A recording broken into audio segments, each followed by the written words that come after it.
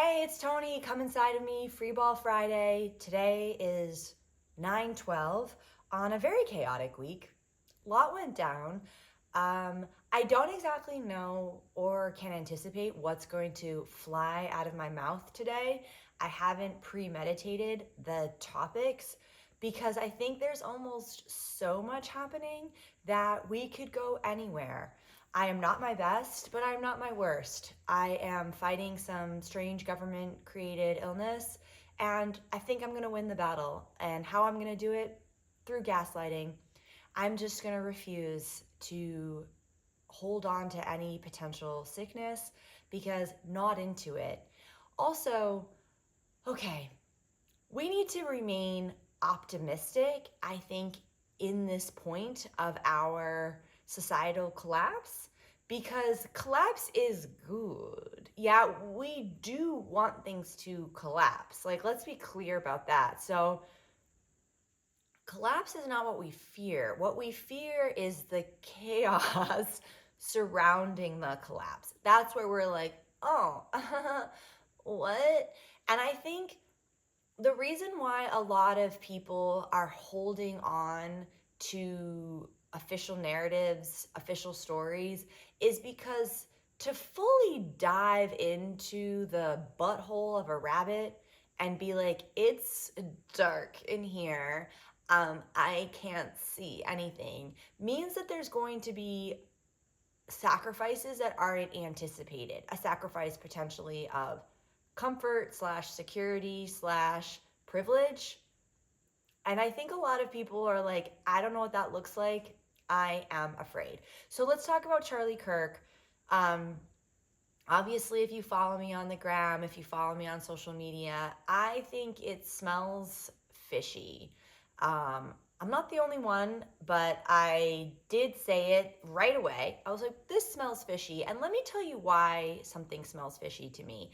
And I've made work about this, I've made videos about this, I've talked about this, but it's around the concept of spectacle because spectacle is a spell.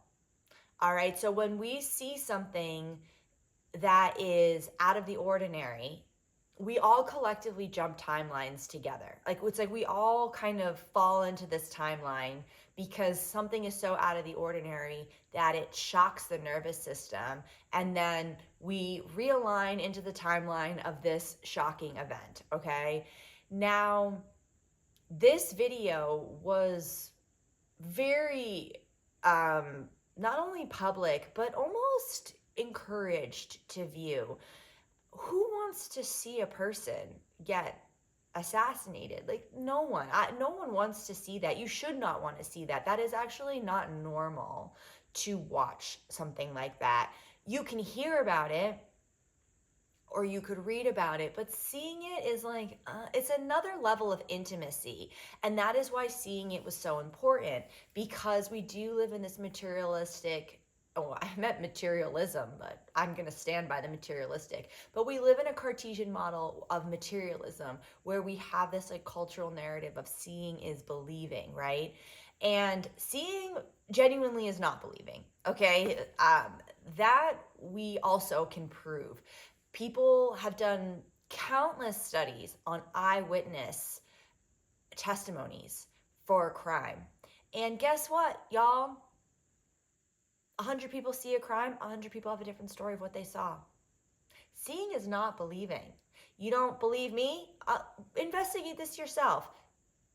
Eyewitness testimony, no good. It's actually not good. People are constantly falsely accusing people. People have a different perception of what happened. We cannot trust our eyes.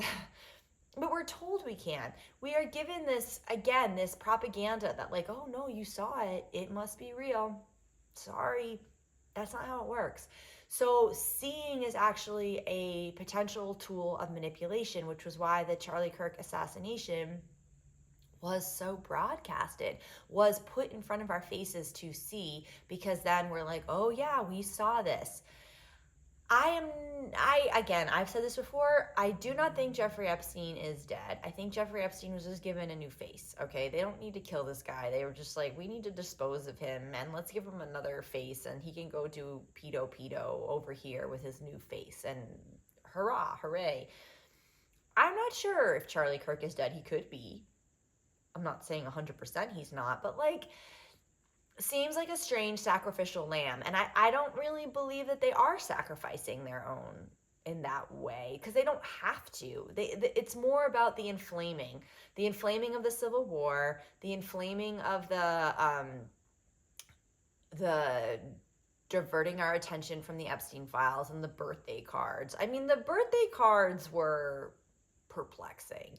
Um, they were there was like an essence to the birthday cards that was so intimate because we all like draw on birthday cards for our parents when we're little or like our grandparents, and it's like, oh, a hand drawn birthday card is so much more meaningful than like a Hallmark birthday card of like, thanks for the pedo, Jeffrey. No, to like hand draw the birthday cards, it is childish.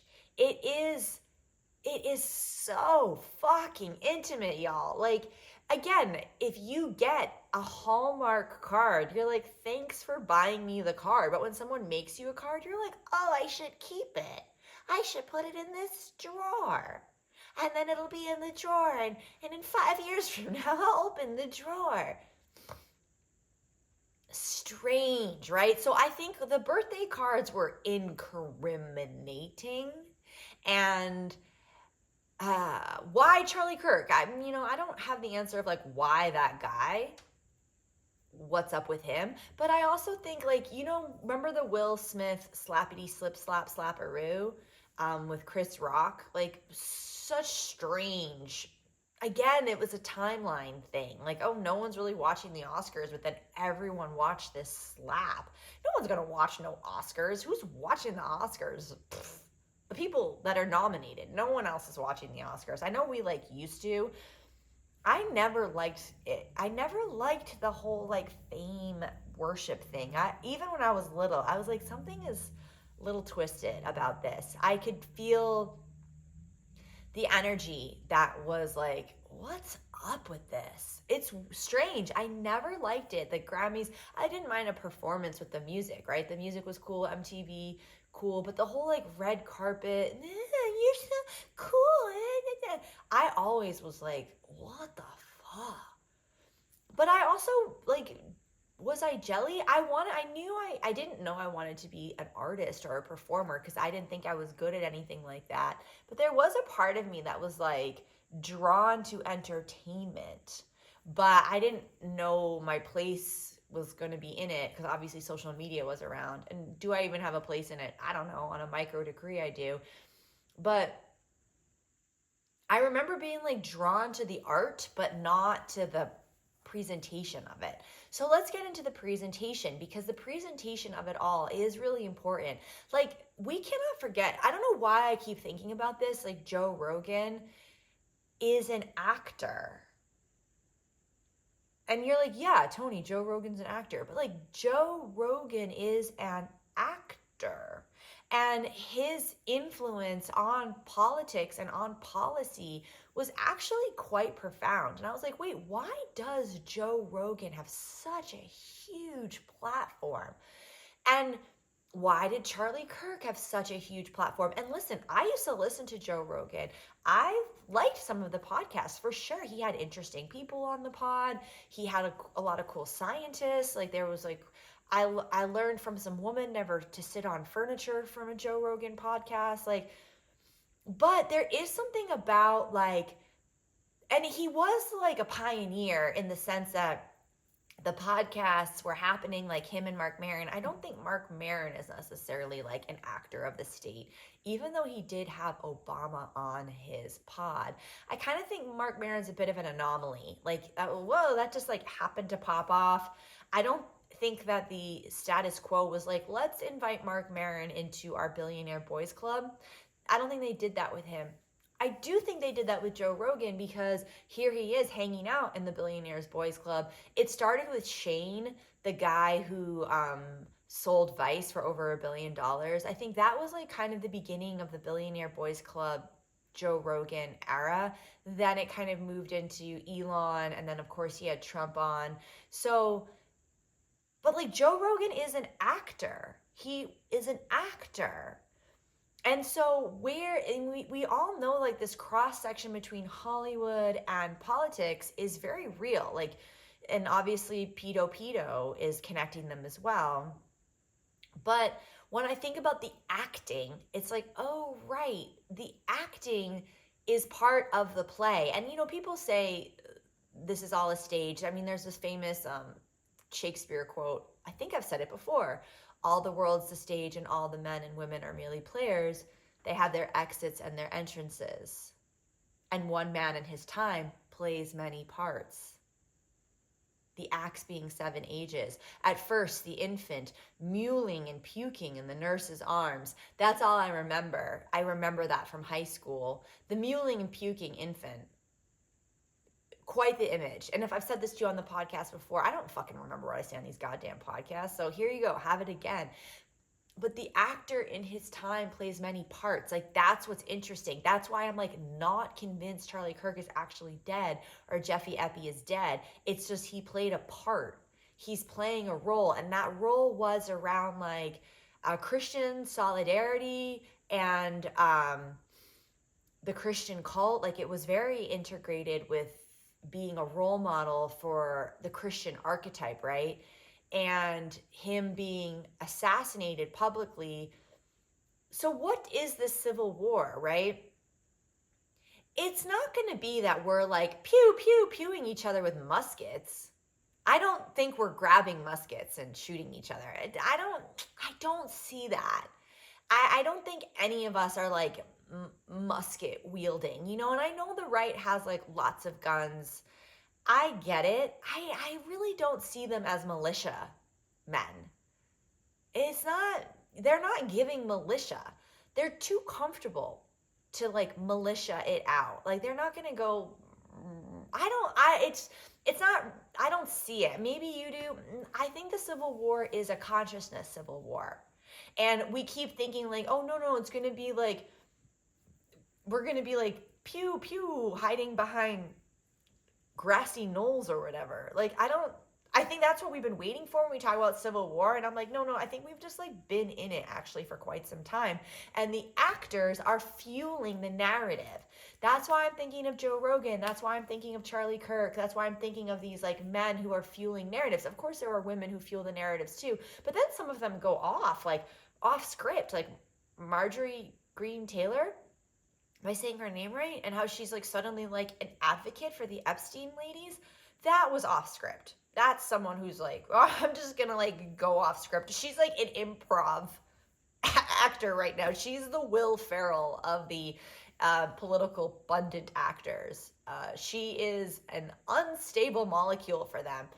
Not sure what's happening there, or like if that's part of the agenda, or if it's just, I do think unstable molecules happen. I do think there are improv actors within actors. I mean, people do this in movies, and sometimes they write the best stuff. When I heard in Blade Runner, the guy in Blade Runner, one of the most famous lines he said, he was just high as fuck, and he said something about it's like crying in the rain, like some like beautiful metaphor. And that's like one of the most famous quotes. I don't remember it perfectly, but I think he was just like high and like spitballing when he said that. And everyone's like, whoa. Ridley Scott was the director, and I think it's in the director's cut where it just like happens, where he just says that and Harrison Ford doesn't interject at all. And it's like this beautiful line. Point being, he came up with it on his own. A lot of like the best lines are coming from within the actor. So is like Marjorie Green Taylor just like an amazing improv actor? I don't know. But is that even her name? All cylinders are not firing for me right now. But y'all get what I'm saying, right? So ... I'm talking about the actors. I'm talking about Charlie. So this is the whole 9/11 thing. 9/11 is the gateway drug for conspiracy theories, okay? It really is. It's like where it starts. I also think the moon landing can be a gateway drug for the conspiracy. And if you're going to talk about QAnon, just like truly, truly please don't. QAnon is a psyop. That was basically the co-opting of questioning the official narrative and then putting it in this like right-wing fucking racist white supremacist costume. I don't know. The fact that conspiracy theory is right-wing is the thing that just gets my panties so far up my own ass. I get so upset about that. I'm a conspiracy theorist from the beginning. I've never been white wing. Oh my God. White wing. That's so fucking funny. I'm a white wing because it is white.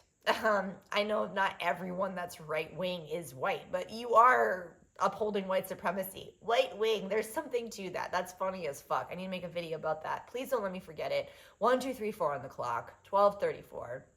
Someone, please email me white wing so I don't fucking forget. But I'm a white wing. Fucking white supremacists. I'm so sick of white people. It's just get a fucking clue. All right, back to what the fuck was I talking about? The white wing. the white wing threw me. It threw me for a loop.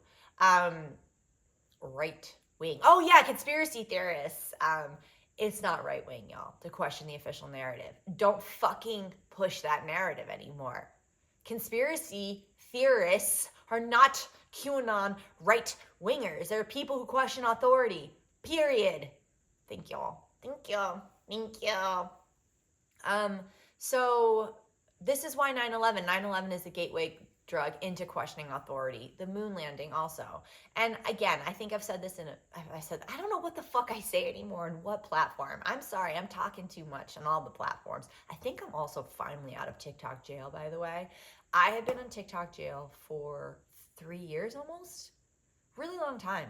Really long time to be in TikTok jail. Like I almost gave up many times and I think I'm finally out, which is exciting. So go to my TikTok. If you follow me on the gram, also go to TikTok and follow me and interact there to help get me out of jail, because I do think TikTok is like also important. It's important for me to have more followers. I don't know, because it legitimizes me. That's why. I don't have no agent. I don't have no manager. I don't have no one being like, oh, let's align with Tony. No one does that. Although a sex toy company does want me to make a branded video for them. I've never done a branded video. I do not use sex toys. But I think it's like cool to like support a woman's own sex toy company. So I think I'm going to try it. Just for that. I think if we're going to do any like clitoral activations, it feels like, okay, all right, I think I can do that. But they are offering me capitalism. And I'm like, well, am I going to sell my soul to a sex toy company? Okay. I mean, maybe. You can tell me what you think about it. Well, I don't even use a sex toy. I don't even use a sex toy. I think they make me orgasm too fast. And then I feel like it was a drive-by orgasm. This is it. Didn't even see it coming. All right. So where am I? Conspiracy. 9/11. Oh yeah, Charlie Kirk happening before 9/11 is also interesting. Like my daughter was like, they didn't even mention 9/11 at school all day yesterday. Weird, right? Weird.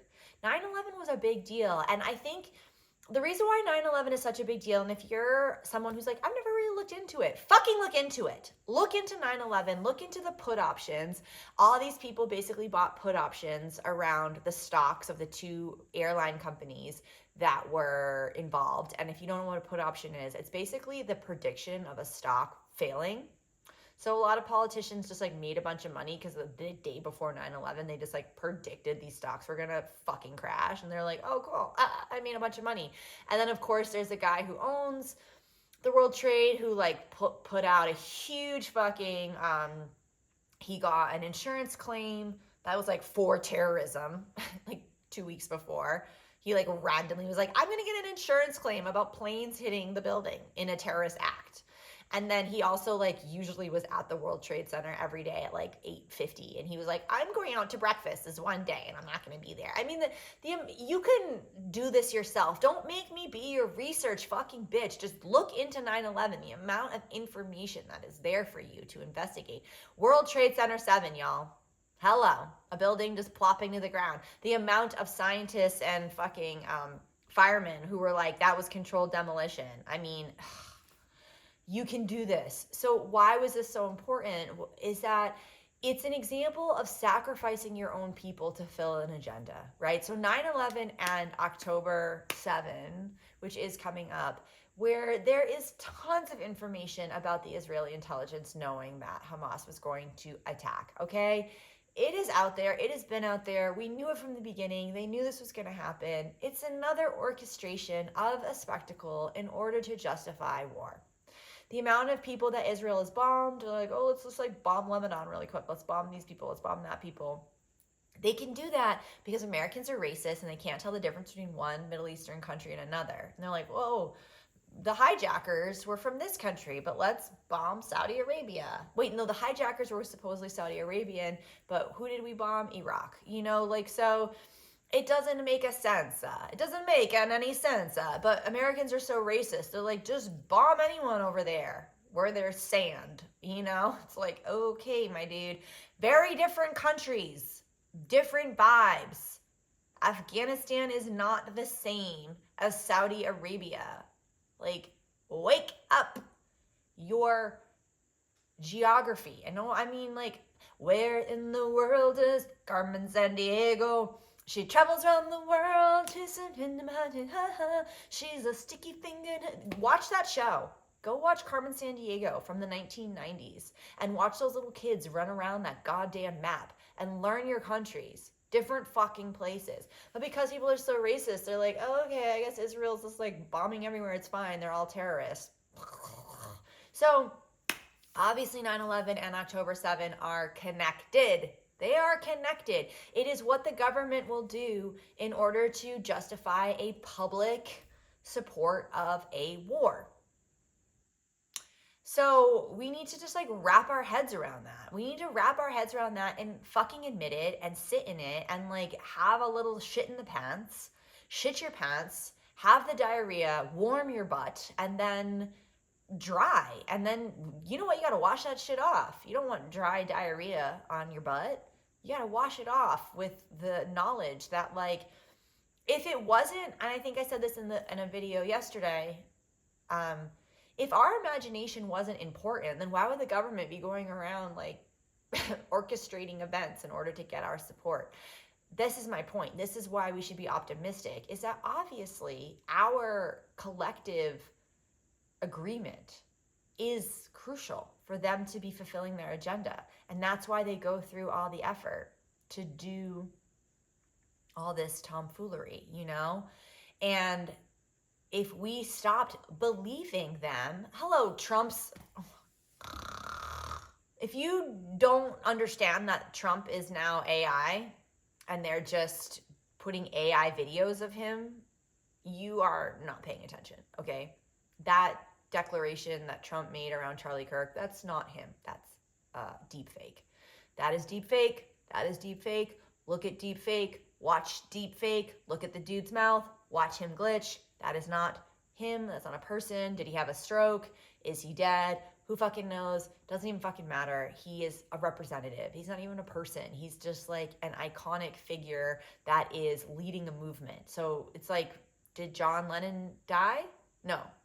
Paul McCartney. Yeah, Paul McCartney died in a car accident, and then they just replaced him with another dude so the Beatles could continue. That's what they do. They wanted the money, so they were like, here, get this other guy in there.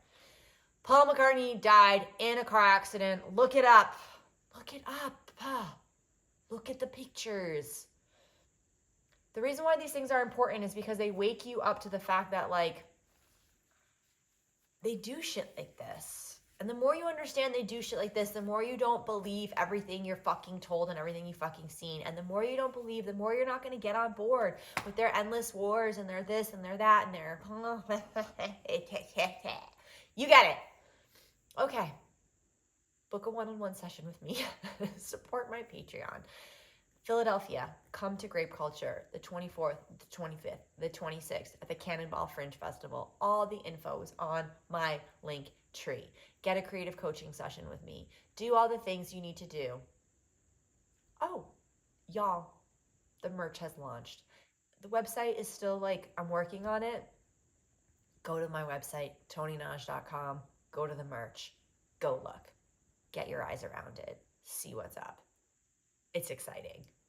I'm going to do a hard launch because I'm going to start wearing the merch when it comes to me. I'm still waiting for it to come inside of me, but you can start looking at it. And I think you can even start purchasing it. The merch is exciting. I am excited. Okay, I love you. I